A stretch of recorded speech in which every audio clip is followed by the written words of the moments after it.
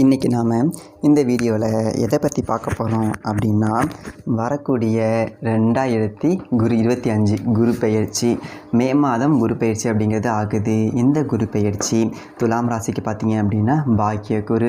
இந்த பாக்கிய குரு துலாம் ராசிக்கு என்ன மாதிரியான பலன்களை கொடுக்க போகுது அப்படிங்கிறது தான் இந்த ஒரு வீடியோவில் டீட்டெயிலாக பார்க்க போகிறோம். அதாவது இந்த வீடியோ துலாம் ராசியில் பிறந்தவங்களுக்கும் சரி, துலாம் லக்னத்தில் பிறந்தவங்களுக்கும் சரிங்க ஒத்துப்போகும். சரி, ரெண்டு பேருக்குமே யூஸ்ஃபுல்லாக இருக்கும். அது என்னங்க பாக்கிய குரு அப்படின்னா, பாக்கியஸ்தானம் 9ஆம் வீடு. இந்த ஜாதகத்தில் நம்மளுடைய லக்னத்தில் இருந்து 9ஆம் வீடு தான் பாக்கியஸ்தானம்னு சொல்லுவோம். அந்த பாக்கியஸ்தானத்தில் முக்கியமான கிரகம் எது அப்படின்னு பார்த்தீங்க அப்படின்னா, ஜோதிடத்தில் குரு. அவர் பாக்கியஸ்தானத்தில் வர்றது ரொம்ப நல்லது. ஏன் அப்படின்னா, காலபுருஷனுக்கே பாக்கியாதிபதி யார், பாக்கியஸ்தானத்தோட அதிபதி யார் அப்படின்னா குரு பகவான். ஸோ ஜோதிடத்தை பொறுத்த வரைக்கும் முழுக்க சுபகிரகம். எல்லாருக்குமே நன்மையே செய்யக்கூடியவர் ஒரே ஒருத்தர் இருக்கார் அப்படின்னா அவர் கண்டிப்பாக குரு பகவான் தான். இன்னொரு முக்கியமான விஷயம், தனிப்பட்ட முறையில் ஜாதகம் பார்க்க இந்த வாரத்துக்கான அப்பாயின்மெண்ட் ஃபிக்ஸ் பண்ண சொல்லி நிறைய பேர் கேட்டிருந்தீங்க. இப்போது ரூபாய் 299 ரூபாய்க்கு தெளிவாகவும் விளக்கமாகவும் ஜாதகம் பார்த்து தரவங்க. தாழ்மையான வேண்டுகோள், இந்த நம்பருக்கு ஃபோன் கால் அல்லது வாட்ஸ்அப்பில் கூட நீங்கள் கேட்டு அவங்களுடைய அப்பாயின்மெண்ட் அப்படிங்கிறத ஃபிக்ஸ் பண்ணிக்கலாம். உங்களுக்கு தேவையான அனைத்து டீட்டெயிலுமே நம்ம டீமில் இருக்கிறவங்க கொடுத்துருவாங்க. அப்பாயின்மெண்ட் டேட் மற்றும் டைம் ஃபிக்ஸ் பண்ணதற்கு பிறகு அந்த நேரத்தில் நான் உங்களுக்கு ஃபோன் கால் பண்ணி ஜாதகம் பார்த்து பலன்கள்ங்கிறது சொல்லிடுவேங்க. ஜஸ்ட்டு நீங்கள் வாட்ஸ்அப் அல்லது ஃபோன் காலில் உங்களுக்கான டவுட் அப்படிங்கிறத கிளியர் பண்ணிக்கலாம். சரிங்களா? உங்களுக்கான அப்பாயின்மெண்ட் டேட் மற்றும் டைமை ஃபிக்ஸ் பண்ணிக்கலாம். அப்புறம் நிறைய பேர் கேட்குறாங்க எவ்வளோ நேரம் ஆகும்னு சொல்லிட்டு. ஃபஸ்ட்டு நம்ம உங்களுடைய ஜாதக கட்டத்தை பார்த்துட்டு ஜனனகால பலன்கள் அப்படிங்கிறத சொல்லிவிடுவோம். அதாவது இந்த ஜாதகக்காரங்களுடைய வாழ்க்கை எப்படி இருக்கும், கேரக்டர் எப்படி இருக்கும் அப்படிங்கிறத சொல்லிவிடுவோம். அதுக்கப்புறம் கோட்சாரத்தின் அடிப்படையில் கடைசி ஒரு 2.5 வருஷம் எப்படி இருந்துச்சு, எதிர்காலம் வரக்கூடிய 2.5 வருஷம் அதெல்லாம் எப்படி இருக்கும் அப்படிங்கிறதெல்லாம் பார்த்துடலாம். அட் லாஸ்ட் பர்டிகுலராக இந்தந்த டைமில் என்னென்ன நடக்கும், இந்த டைமில் என்னென்ன நடந்துச்சு அப்படிங்கிறதெல்லாம் பார்த்துட்டு உங்களுக்கான தெளிவான விளக்கமான பலன்கள் அப்படிங்கிறத சொல்லிடுவாங்க. இதை தாண்டி உங்களுக்கு ஏதாவது சந்தேகம் இருந்துச்சு அப்படின்னா கூட நீங்கள் கேட்டுக்கலாம். ஒவ்வொரு ஜாதகத்துக்குமே 30 நிமிஷம் வரைக்கும் நம்ம எடுத்துப்போம். தெளிவாகவும் விளக்கமாகவும் பொறுமையாகவும் உங்களுக்கு நாங்கள் சொல்லிடுவோங்க. இது இல்லாமல் வேறு ஏதாவது சந்தேகம் இருந்துச்சு அப்படின்னா கூட நீங்கள் டவுட்டுங்கிறது கேட்டுக்கலாம். கடைசியாக ஜாதகம் இல்லைனாலும் பரவாயில்ல, பிறந்த தேதி, பிறந்த நேரம், பிறந்த இடம் மட்டும் சொன்னாலே போதுங்க. நாங்கள் உங்களுக்கு ஜாதகம் பார்த்து பலன்கள் அப்படிங்கிறது சொல்லிவிடுவாங்க. நீங்கள் வாட்ஸ்அப்பில் ஜஸ்ட் ஒரு மெசேஜ் மட்டும் பண்ணாலே போதும், இல்லை ஃபோன் கால் பண்ணி உங்களுடைய அப்பாயின்மெண்ட் ஃபிக்ஸ் பண்ணால் மட்டுமே போதுங்க. சரி, வாங்க நம்ம வீடியோக்குள்ளே போகலாம். ஸோ அந்த குரு பகவான் இப்போ துலாம் ராசிக்கு பாக்கியஸ்தானத்தில் வர்றதுனால உங்களுடைய பாக்கியத்தை கூட்டுவார். அது என்னங்க பாக்கியம் அப்படின்னா, முன் ஜென்மத்தில் நாம் பல பிறவிகளில் நிறைய நல்லதும் பண்ணியிருந்திருப்போம், அதே போல் தீயதும் பண்ணியிருந்திருப்போம். அதற்குண்டான பலாபலன்களை தான் இந்த ஒரு பிறவியில் அனுபவிச்சிட்ருப்போம். ஒரே ஒரு ஜென்மாவில் பல விஷயங்கள் அப்படிங்கிறது நடக்கும். நல்லது நடக்குது, கெட்டது நடக்குது. ஒரு பையன் நல்லதொரு காலேஜில் படித்து டாப்பராக வந்துட்டு இருக்காரு. அவரே ஒரு கால சூழ்நிலையால் எக்ஸாம் எழுத முடியாமல் ஃபெயில் ஆகிடுறாரு. ஸோ இந்த மாதிரி சுச்சுவேஷன்ஸ் அப்படிங்கிறது எல்லாமே மாறிக்கிட்டே இருக்கும். இந்த மாற்றத்துக்கு முக்கியம் என்ன அப்படின்னா ஜோதிடம். ஸோ அதில் என்னதொரு விஷயம் அப்படின்னா, இந்த பாக்கியஸ்தானத்தில் சுபகிரகங்கள் வரும்போது நம்மளுடைய அந்த முன்ஜென்ம நல்லதொரு வினைகளுக்கு உண்டான பலாபலன்கள் அப்படிங்கிறது எல்லாமே கிடைக்கும். அதாவது சிம்பிளாக சொல்லணும் அப்படின்னா, நாம் முற்பிறவியில் செஞ்ச நல்வினைகள், நல்லதொரு விஷயத்துக்கு உண்டான எல்லா பலன்களையும் எடுத்துகிட்டு வந்து ஒரு சேஃப்டி லாக்கரில் வச்சுப்பாங்க. அது என்னது அப்படின்னா, அதுதான் பாக்கியஸ்தானம் 9ஆம் வீடு. அதாவது நம்ம கையில் காசு கொஞ்சம் இருந்தால் என்ன பண்ணுவோம், போயிட்டு பேங்க்கில் போடுவோம். ஸோ அதே மாதிரி தான் கிரகங்களும் பாக்கியஸ்தானத்தில் வந்துட்டு நம்மளுடைய புண்ணியத்தை சேர்த்து வைக்கும்.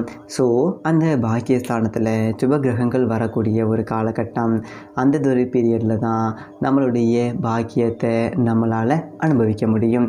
நிறைய பேர் சொல்லி கேள்விப்பட்டிருந்துருப்பீங்க, நிறைய நல்லது பண்ணியிருந்திருக்கேன், நிறைய எல்லாருக்குமே வந்துட்டு தான தர்மங்கள் எல்லாமே அதிகமாக கொடுத்துருக்கேன், ஆனால் எனக்கு எதுவுமே நடக்க மாட்டேங்குதே, நான் ரொம்ப கஷ்டப்பட்டுக்கிட்டு தான் உட்காந்துருக்கேன் அப்படிங்கிற மாதிரிலாம் சொல்லுவாங்க. அதெல்லாம் காரணம் என்ன அப்படின்னா, பாக்கியஸ்தானத்தில் தீய கிரகங்கள் வரக்கூடிய காலகட்டம். மற்றபடி நமக்கு நேரம் அப்படிங்கிறது சரியில்லாத போது அந்த விஷயங்கள்லாம் நடக்கும். ஆனால் அதே பாக்கியஸ்தானத்தில் சுப கிரகங்கள் வரும்போது எல்லா நன்மைகள் அப்படிங்கிறதும் நடக்கும். அதில் ஜோதிடத்தில் முழுக்க முழுக்க சுபகிரகமே குரு பகவான் தான். அவரே பாக்கியஸ்தானத்தில் வராரு அப்படிங்கிறது ரொம்ப நல்ல காலகட்டம். அதனால் அடுத்த ஒரு வருட காலம் துலாம் ராசி துலாம் லக்கணக்காரர்களுக்கு எடுக்கக்கூடிய எந்த முயற்சியாக இருந்தாலும் வாழ்க்கையில் வெற்றியை கொடுக்கும். அது பாக்கியஸ்தானத்தில் குரு வந்துட்டாலே நம்மளுடைய முன்ஜென்ம நல்வினைகள் அப்படிங்கிறத கொடுக்குறாரு அப்படிங்கிறது தான் அர்த்தம். ஸோ அதனால் செய்யக்கூடிய எந்த ஒரு விஷயமாக இருந்தாலும் சக்ஸஸ்ஃபுல்லாக முடியும். இப்போ பாக்கியஸ்தானத்தில் இருந்தால் மட்டும் போதுமா அப்படின்னா குருவினுடைய பார்வை இன்னும் ரொம்ப ரொம்ப முக்கியம். குருவுக்கு 3 பார்வை இருக்குது, 5, 7, 9. இது வந்துட்டு 7ஆம் பார்வை எல்லா கிரகத்துமே இருக்கிறது தான். ஆனால் குருவுக்கு ஸ்பெஷலாக 5ஆம் பார்வையும் இருக்குது, 9ஆம் பார்வையும் இருக்குது. இந்த 2 பார்வை குருவுக்கு ஸ்பெஷல். ஸோ இந்த 2 பார்வை துலாம் ராசிக்கு இன்னும் ஸ்பெஷல். காரணம் என்ன அப்படின்னா பாக்கியஸ்தானத்தில் இருக்கக்கூடிய குரு 5ஆம் பார்வையாக உங்களுடைய ராசியவே பார்ப்பார். அதாவது ராசினா இப்போ நம்ம துலாம் ராசிங்க அப்படின்னா உங்களையே பார்க்குறாரு அப்படிங்கிறது தான் விஷயம். அதாவது குரு எந்த பாவத்தை பார்க்குறாரோ அந்த ஒரு விஷயத்தெல்லாம் வாழ வைப்பார். ஸோ பாக்கியஸ்தானத்தில் இருந்து குரு உங்களுடைய ராசியை பார்க்குறதுனால குரு பார்வை அப்படிங்கிறது உங்கள் மேலேயே விழுகுது. அதனால் நீங்கள் எந்த முயற்சி எடுத்தாலும் வாழ்க்கையில் முன்னேற்றம் அடைவதற்கு ஏதாவது ட்ரை பண்ணணும்னு சொல்லிட்டு முயற்சி எடுக்கிறீங்க அப்படின்னா எடுக்கக்கூடிய எல்லா விதமான முயற்சிக்குமே குருவினுடைய முழு சப்போர்ட் அப்படிங்கிறது உண்டு. ஸோ முயற்சி எடுங்க, டெஃபினட்டாக லைஃப்பில் சக்ஸஸ் இருக்கும். அது 5ஆம் பார்வை சொல்லுது. அது மட்டும் இல்லாமல் 7ஆம் பார்வை அது என்ன பண்ணுது அப்படின்னா உங்களுடைய முக்கியமான விஷயம் துலாம் ராசிக்கு முயற்சி ஸ்தானம் 3ஆம் வீடு. ஸோ அதை தான் குரு 7ஆம் பார்வையாக பார்க்குறாரு. அது என்ன முயற்சி ஸ்தானம் அப்படின்னா வாழ்க்கையில் நம்ம எல்லாருக்குமே முயற்சி எடுத்தாகணும். இப்போ டைம் ரொம்ப சூப்பராக இருக்குது, இப்போ ஜோதிடர் வந்துட்டு பார்த்தேன், ஜோசியர் வந்துட்டு டைம் ரொம்ப நல்லா இருக்குது அப்படி சொல்லிட்டாரு, நான் வந்துட்டு இனிமேல் வந்துட்டு பெரிய ஆளாக வந்துடுவேன் அப்படின்னு சொல்லிட்டு வீட்டில் நல்லா சாப்பிட்டுட்டு படுத்து தூங்கணும் அப்படின்னா ஏதாவது முன்னேற்றம் அடைய முடியுமா அப்படின்னா ஒன்றுமே நடக்காது. அப்படியே வீட்டில் படுத்து தூங்க வேண்டியது தான். அதாவது நமக்கு நேரம் அப்படிங்கிறது சரியாக இருக்கும்போது என்ன பண்ணும் அப்படின்னா முயற்சிகள் அதிகம் எடுக்கணும். நம்ம எவ்வளோக்கு எவ்வளோ முயற்சிகள் எடுக்கிறோமோ அதற்கு தகுந்தாற் போல தான் வாழ்க்கையில் சக்ஸஸ்ங்கிறது கிடைக்கும். ஸோ அப்போ எல்லாத்துக்கும் அந்த முயற்சிங்கிறது ரொம்ப முக்கியம். சில பேர் ரொம்ப ஏதாவது வந்துட்டு ஜோதிடர் வந்துட்டு பார்க்குறாங்க, ஜோசியர் வந்து சொல்கிறாங்க நீங்கள் வந்துட்டு ஒரு கவர்மெண்ட் ஆஃபீஸர் ஆகிடுவீங்க, கவர்மெண்ட் ஜாபுக்கு ட்ரை பண்ணு அப்படி சொல்லி ஜோதிடர் சொல்லிடுறாரு. அதை கேட்டுட்டு இவங்க எல்லாத்துலேயும் வருஷம் எக்ஸாம் எழுதுவாங்க. எக்ஸாம் எழுதுறது தப்பு கிடையாது, அதுக்கு ப்ரிப்பரேஷன் பண்ணணும் இல்லைங்களா, அதற்குண்டான விஷயங்கள் படிக்கிறது அதெல்லாம் பண்ணணும் இல்லைங்களா, அதெல்லாம் பண்ணுறாங்களா அப்படின்னா அது பண்ணுறது கிடையாது. ஏன்னா ஜோதிடர் சொல்லிட்டாரு, அதனால் வந்துட்டு நான் எக்ஸாம் எழுதுனா எனக்கு வேலை கிடைக்க போகுது, நான் எதுக்கு படிக்கணும், நான் எதுக்கு வந்துட்டு இந்த எக்ஸாம் ப்ரிப்பரேஷன்லாம் பண்ணணும் அப்படின்னு சொல்லுவாங்க. ஸோ அந்த மாதிரி இருந்தால் அந்த கிரகங்கள் பலனை கொடுக்குமா அப்படின்னா பெருசாக கொடுக்காது. அதாவது கவர்மெண்ட் உத்தியோகம் அப்படிங்கிறனாப்புல பெரியதொரு உத்தியோகமும் இருக்குது, சாதாரண உத்தியோகமும் இருக்குது. கவர்மெண்ட்லேயே வந்துட்டு கவர்மெண்ட் கலெக்டர் வேலை வரைக்குமே பெரியதொரு அந்த மாதிரியான கேட்டகரியில் இருக்குது, சாதாரண ஒரு வேலையும் இருக்குது. ஸோ அந்த நம்மளுடைய தகுதி எந்த ஒரு லெவலுக்கு இருக்கோ அதற்கு ஏற்ற மாதிரி தான் நமக்கு வேலை அப்படிங்கிறதே கிடைக்கும். இப்போது நான் எதுவுமே ட்ரை பண்ண மாட்டேன், நேராக வந்துட்டு கவர்மெண்ட்டோட கலெக்டர் எக்ஸாமுக்கு ட்ரை பண்ணுவேன், இப்போ யூபிஎஸ்சி எக்ஸாம் எழுத போகிறேன் அப்படின்னா கிடைக்குமா அப்படின்னா கிடைக்கவே கிடைக்காது. ஸோ அதற்குண்டான முயற்சியை போடணும். அந்த முயற்சியை சொல்லக்கூடியது தான் முயற்சி ஸ்தானம். இப்போ குரு உங்களுடைய முயற்சி பாவத்தை பார்க்கறதுனால அதிகப்படியாக முயற்சி எடுக்கணும். அது உங்களுடைய சக்ஸஸ்க்கு ரொம்ப ரொம்ப முக்கியம். அப்போது குரு உங்களுடைய ராசியையும் பார்க்குறாரு, முயற்சி ஸ்தானத்தையும் பார்க்குறாரு. அதனால் என்ன பண்ணுவார் அப்படின்னா முயற்சியை எடுக்க விட்டு அதன் மூலியமாக சக்ஸஸை டெஃபினட்டாக கொடுப்பாரு. ஸோ இந்த முயற்சி ஸ்தானத்தை பார்க்குறதுனால முயற்சி கண்டிப்பாக அதிகரிக்கும். இது இந்த ஒரு காலகட்டத்தில் ரொம்ப நல்லதொரு விஷயம். அது மட்டும் இல்லாமல் குருவினுடைய இன்னொரு ஸ்பெஷல், அதாவது 9ஆம் பார்வை.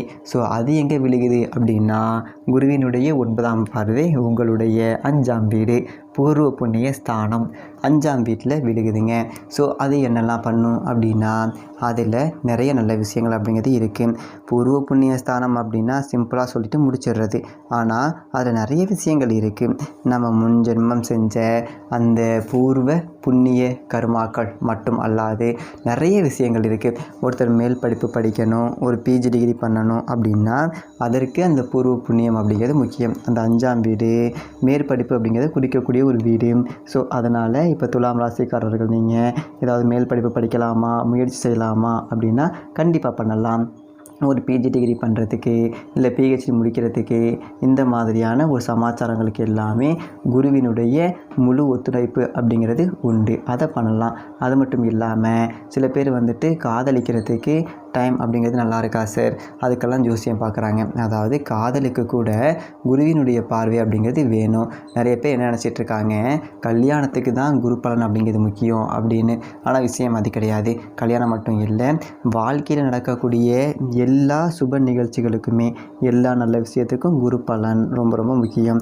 ஸோ அது காதலாக இருந்தாலும் சரி, ஒரு வீடு வாங்குறதாக இருந்தாலும் சரி, வீடு கட்டுறதாக இருந்தாலும் சரி, குழந்தை பிறக்கிறதாக இருந்தாலும் சரி, எல்லா விஷயத்துக்குமே குரு பார்வை அப்படிங்கிறது ரொம்ப முக்கியம். ஸோ அந்த ஒரு குரு பார்வை உங்களுடைய 5ஆம் வீட்டில் விழுகுது.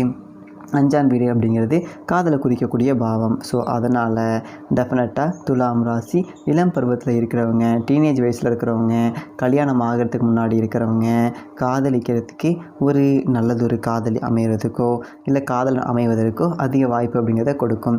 இதை நான் தெளிவாக இந்த ஏஜ் குரூப்பில் சொல்லியிருக்கேன். அதுக்குன்னு எனக்கு 40 வயசு ஆகிடுச்சு, எனக்கு யாராவது லவ்வர் அமைவாங்களா அப்படின்னு சொல்லிட்டு கேட்டாதீங்க. குரு பகவான் இந்ததொரு காலகட்டத்தில் கொடுக்கக்கூடிய பார்வை உங்களுடைய வாழ்க்கையில் கடைசி வரைக்கும் வர்றதுக்கு வாய்ப்புகள் அப்படிங்கிறது இருக்குது. சரிங்களா?